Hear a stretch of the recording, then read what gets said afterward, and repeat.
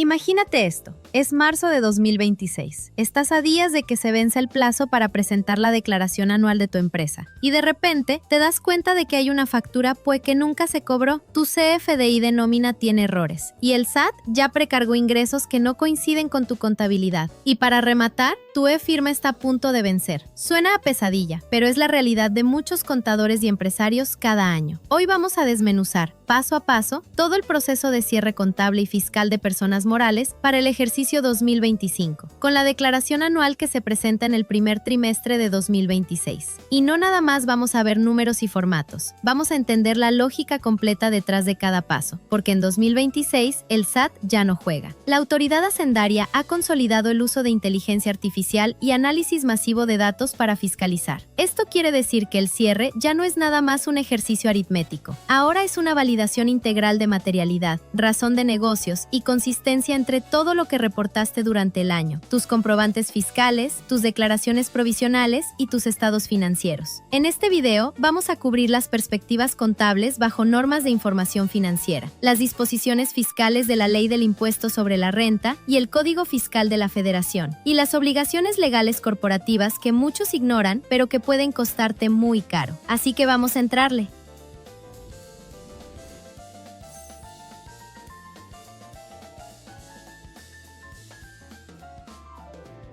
El cierre contable es la base de todo.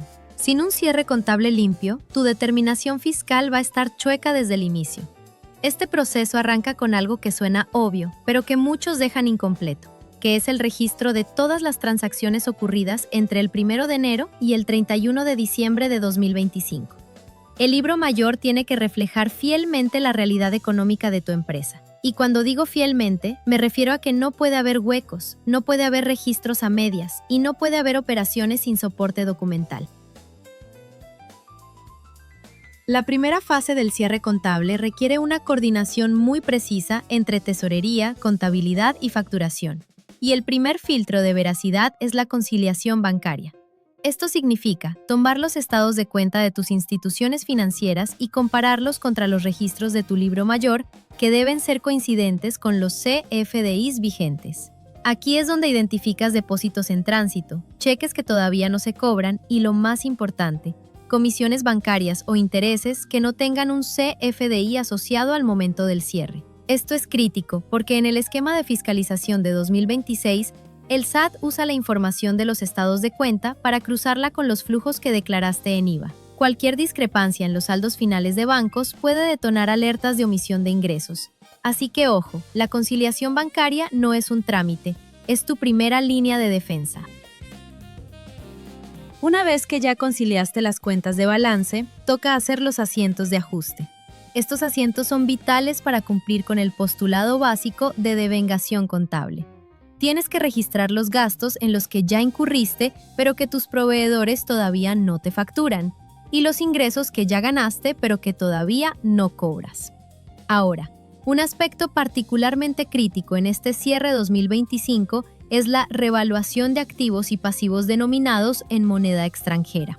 Las empresas deben aplicar el tipo de cambio que publicó el Banco de México al cierre del 31 de diciembre de 2025 para ajustar los saldos de clientes, proveedores y cuentas bancarias en divisas. Y obviamente, registrar la utilidad o pérdida cambiaria que resulte de ese ajuste. Esto no es opcional, es un requisito contable que además tiene implicaciones fiscales directas. El cierre contable culmina con la emisión de los 4 estados financieros básicos, y aquí viene algo importante. Estos estados financieros deben presentarse de forma comparativa con el ejercicio 2024. Y esto no es sugerencia, la plataforma del SAT lo ha vuelto obligatorio y lo valida a través de algoritmos aritméticos. El primero es el estado de situación financiera, que corresponde a la NIF B6. Este documenta la estructura financiera de la empresa, clasificando activos y pasivos en corto y largo plazo. Y aquí, el sistema del SAT valida algo muy específico, que la suma del pasivo más el capital contable sea idéntica al total del activo.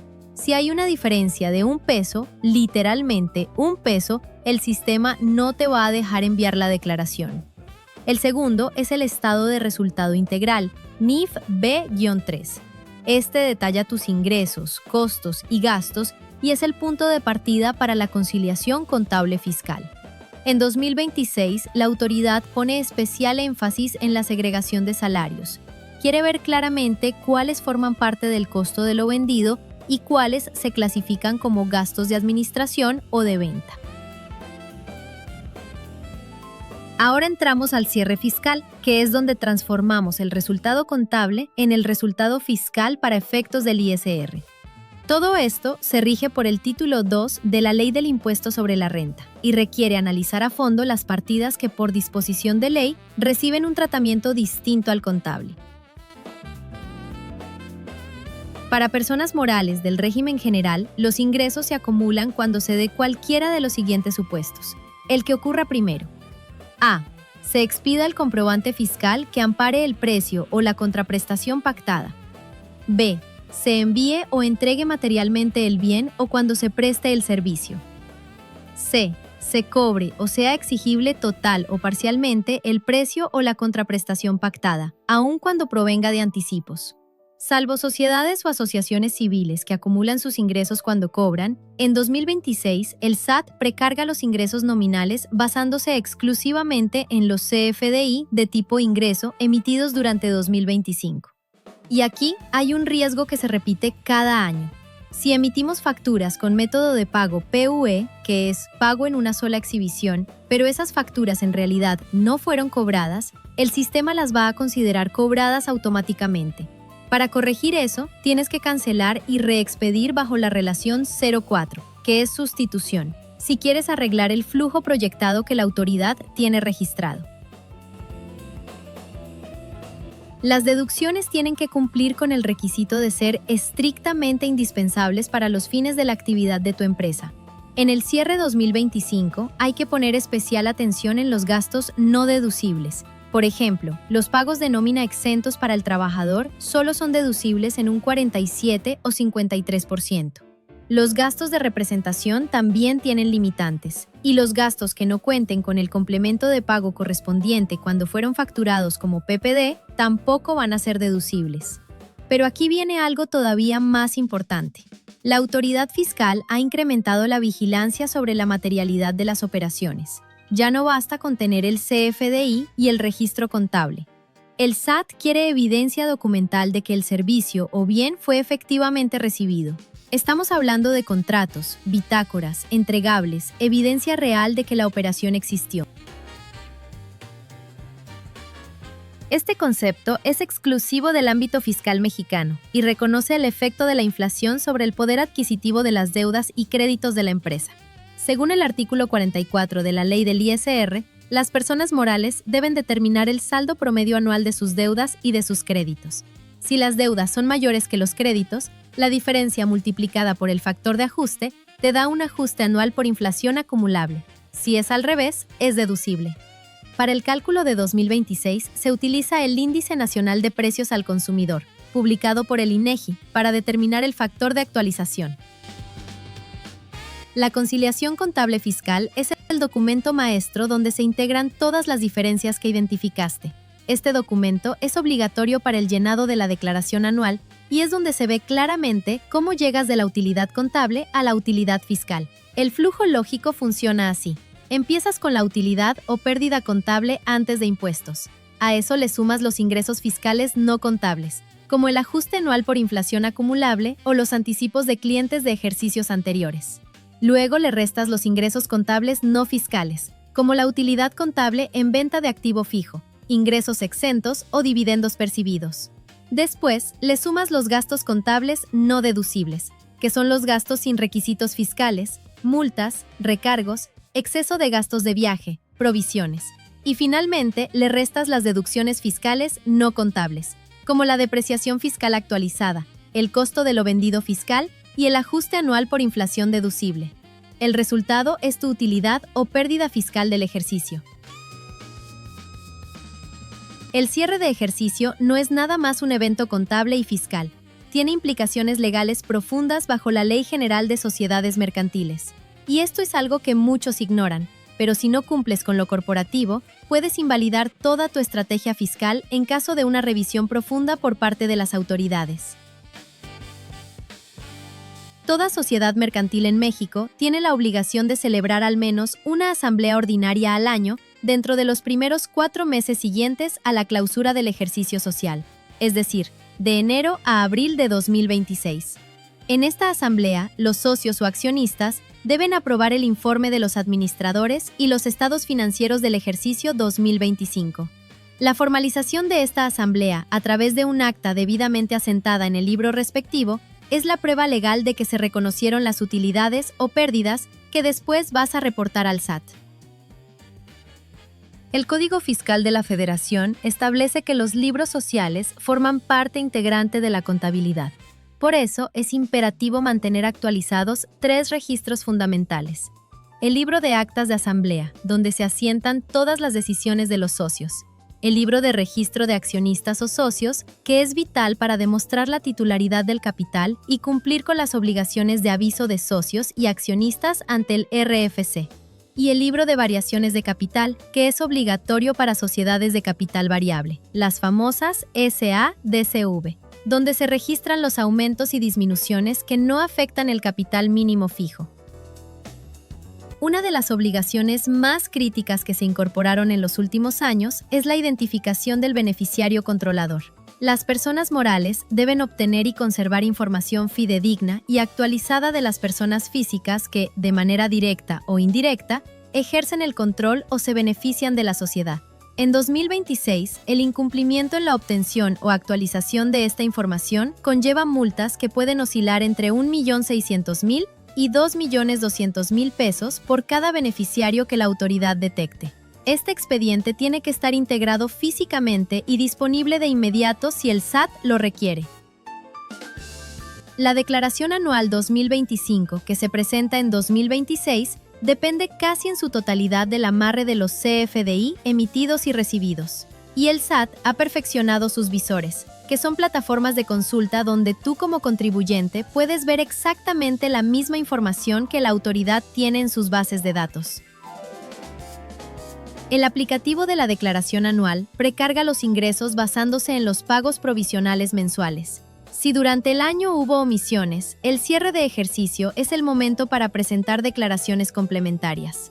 Y aquí un dato práctico muy importante. El sistema del SAT puede tardar de 48 a 72 horas en actualizar la información de una complementaria que ya pagaste. Así que el cierre no debe dejarse para los últimos días de marzo. Si lo dejas para el final, te arriesgas a que el sistema no refleje tus correcciones a tiempo. La nómina es uno de los rubros con mayor riesgo de fiscalización. El visor de comprobantes de nómina para el patrón te permite verificar que el ISR retenido coincida con el ISR enterado mensualmente. Y aquí hay una facilidad importante que mantiene la resolución miscelánea fiscal para 2026. Los patrones que detecten errores en el timbrado de sus recibos de nómina de 2025 pueden corregirlos cancelando los erróneos y emitiendo nuevos, pero la fecha límite para hacerlo es el 28 de febrero de 2026. Esta corrección permite que el gasto siga siendo deducible en el ejercicio 2025, siempre y cuando se pague el impuesto respectivo y se relacione correctamente el CFDI sustituto.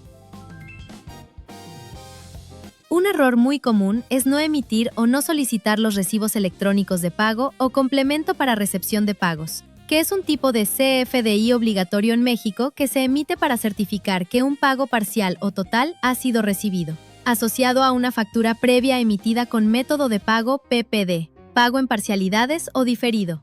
Al cierre del ejercicio tienes que validar que todas las facturas de proveedores pagadas en 2025 cuenten con su complemento de pago. Si no lo tienen, el gasto va a ser no deducible y el IVA no lo vas a poder acreditar, además de la posibilidad de una multa. Y recuerda que la fecha límite para emitir complementos de pago de facturas liquidadas es el 5º día natural del mes siguiente al que se recibió el pago. Para la presentación de la Declaración Anual 2025 en 2026, el SAT introdujo actualizaciones técnicas en su plataforma que buscan mayor transparencia contable y una fiscalización más dirigida. El aplicativo te exige la captura detallada de los estados financieros de forma comparativa. Tienes que ingresar los saldos de 2025 y validarlos contra los que reportaste en 2024. Si hubo cambios en las políticas contables o correcciones de errores de años anteriores, eso debe revelarse adecuadamente, porque el sistema va a detectar cualquier variación que no coincida con el cierre del año previo. Un cambio significativo para las empresas que realizan nuevas inversiones es la integración del módulo para aplicar los beneficios del Decreto Plan México, que se publicó originalmente el 21 de enero de 2025. Este decreto otorga estímulos fiscales que consisten en la deducción inmediata de inversiones en bienes nuevos de activo fijo y una deducción adicional del 25% por gastos de capacitación e innovación. Para acceder a estos campos en la declaración anual, tu empresa debe contar con una constancia de cumplimiento emitida por el Comité de Evaluación de la Secretaría de Hacienda. El aplicativo te permite seleccionar específicamente 3 conceptos: la deducción inmediata bajo el Decreto Plan México, los gastos de capacitación técnica o científica vinculada con la actividad, y los gastos de innovación y obtención de patentes. La Resolución Miscelánea Fiscal 2026 endureció los requisitos para solicitar devoluciones automáticas de saldos a favor. Si el saldo a favor de la persona moral supera los 10,000 pesos, es obligatorio enviar la declaración utilizando la e-firma vigente. La contraseña queda limitada únicamente a saldos menores a ese umbral. Además, tienes que validar que tu clave interbancaria esté a nombre de la razón social y activa en el sistema bancario, porque si no, te van a rechazar la devolución automáticamente. El contador y el abogado fiscalista deben asegurar la existencia y resguardo de toda una serie de documentos, y aquí los vamos a segmentar por su naturaleza.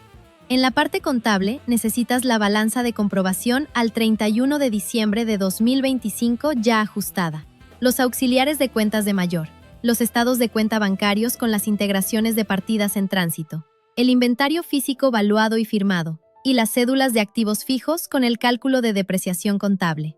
En la parte fiscal, necesitas los papeles de trabajo del cálculo del ISR anual, la determinación del ajuste anual por inflación, la cédula de actualización de pérdidas fiscales de ejercicios anteriores, las cédulas de control de CUCA, que es la cuenta de capital de aportación, y de CUFIN, la cuenta de utilidad fiscal neta. También los acuses de recibo de pagos provisionales mensuales de ISR e IVA, y el cálculo de la PTU que se va a pagar en 2026. En la parte legal y de materialidad, necesitas el Acta de Asamblea Ordinaria de Aprobación de Resultados 2025, los libros sociales actualizados de actas, socios y capital, el expediente de beneficiario controlador, los contratos de servicios, arrendamientos y préstamos celebrados en 2025, y los títulos de propiedad de activos fijos. Para que quede más clara la secuencia completa, vamos a repasar los 2 flujos principales del cierre. El primer flujo va del registro contable al estado financiero. Empieza con la captura diaria de operaciones con CFDI asociados. Luego viene el cierre mensual con la conciliación bancaria y el amarre de IVA. Después, el cierre anual en diciembre, donde se hacen los inventarios físicos y la evaluación de moneda extranjera. Luego los ajustes de NIF, depreciaciones, amortizaciones y devengación de gastos. Y finalmente, la emisión de la balanza de comprobación ajustada y los 4 estados financieros comparativos. El segundo flujo va de la utilidad contable al impuesto anual. Empiezas con la utilidad antes de impuestos, que sale del estado de resultados bajo NIF. Le haces los ajustes de ingresos, restando los contables no fiscales y sumando los fiscales no contables, como anticipos, y el ajuste inflacionario acumulable. Luego los ajustes de gastos, sumando los no deducibles y restando las deducciones puramente fiscales, como la depreciación fiscal y el ajuste inflacionario deducible. Eso te da la utilidad fiscal, a la cual le aplicas las pérdidas fiscales de años anteriores si las tienes. Al resultado le aplicas la tasa del 30% y eso te da el impuesto del ejercicio.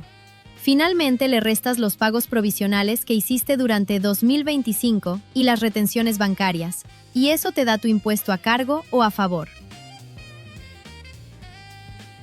La práctica contable fiscal en 2026 exige una vigilancia especial en varios puntos que el SAT ha identificado como focos rojos para auditoría electrónica. El primero son las discrepancias en ingresos PUE contra estados de cuenta. El SAT detecta de inmediato si una factura marcada como pagada bajo PUE no tiene un reflejo de flujo en la cuenta bancaria de tu empresa. El segundo es el uso inadecuado de claves de producto o servicio. Si adquieres un activo fijo, pero el proveedor emite el CFDI con clave de gasto o tú lo clasificas como gastos en general, en una revisión electrónica del SAT podría excluirse de las deducciones. Eso te obliga a una aclaración manual que incrementa tu riesgo de revisión. El tercero es la vigencia de la e-firma y el CSD, el certificado de sello digital. El CSD puede ser restringido temporalmente por la autoridad si detecta omisiones en declaraciones mensuales o diferencias notables entre el IVA declarado y el facturado. Y un CSD restringido paraliza por completo la operación comercial de tu empresa porque ya no puedes facturar.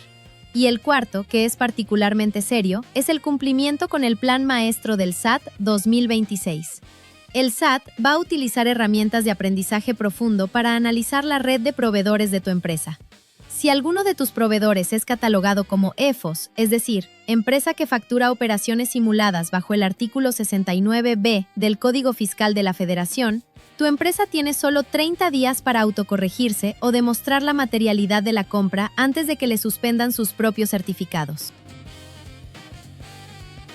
Las personas morales que tributan en el régimen simplificado de confianza tienen particularidades en el cierre 2025. A diferencia del régimen general, sus ingresos y deducciones se basan estrictamente en el flujo de efectivo. En cuanto a la deducción de inversiones, deben obtener y conservar comprobantes fiscales digitales por Internet que amparen sus gastos e inversiones. En cuanto a inventarios, en Recico las compras de mercancías son deducibles al momento del pago, sin necesidad de calcular el costo de lo vendido. Eso simplifica el cierre, pero requiere un control estricto de los flujos de efectivo al 31 de diciembre. Y hay un punto clave sobre la transición de régimen. Si una empresa excedió los 35 millones de pesos en ingresos durante 2025, debe prepararse para tributar en el régimen general a partir del 1 de enero de 2026. Esto implica un cambio completo de paradigma en cómo acumulas ingresos y cómo deduces los inventarios remanentes. El cumplimiento oportuno es fundamental porque las multas para personas morales pueden superar los 44,000 pesos por cada obligación omitida. Así que asegúrate de tener marcadas en el calendario todas las fechas clave de 2026 para no dejar nada a último momento. El cierre contable y fiscal de 2025, visto desde la perspectiva de 2026, no es un proceso aislado. Es la culminación de un control interno robusto que debió ejercerse durante todo el año. La integración de los estados financieros comparativos en la plataforma del SAT y la mayor dependencia del timbrado de CFDI obligan a las personas morales a adoptar una disciplina de precierre mensual. La recomendación estratégica es clara. Hay que priorizar la materialidad y la consistencia, que lo que facturas coincida con lo que se deposita, con lo que se contabiliza y con lo que se declara. El uso de los visores del SAT antes del envío final es mandatorio para reducir el riesgo de requerimientos o cartas invitación durante el segundo semestre de 2026. Y finalmente, el cumplimiento de las obligaciones corporativas y la identificación del beneficiario controlador actúan como la última línea de defensa legal ante la creciente fiscalización digital de las autoridades mexicanas.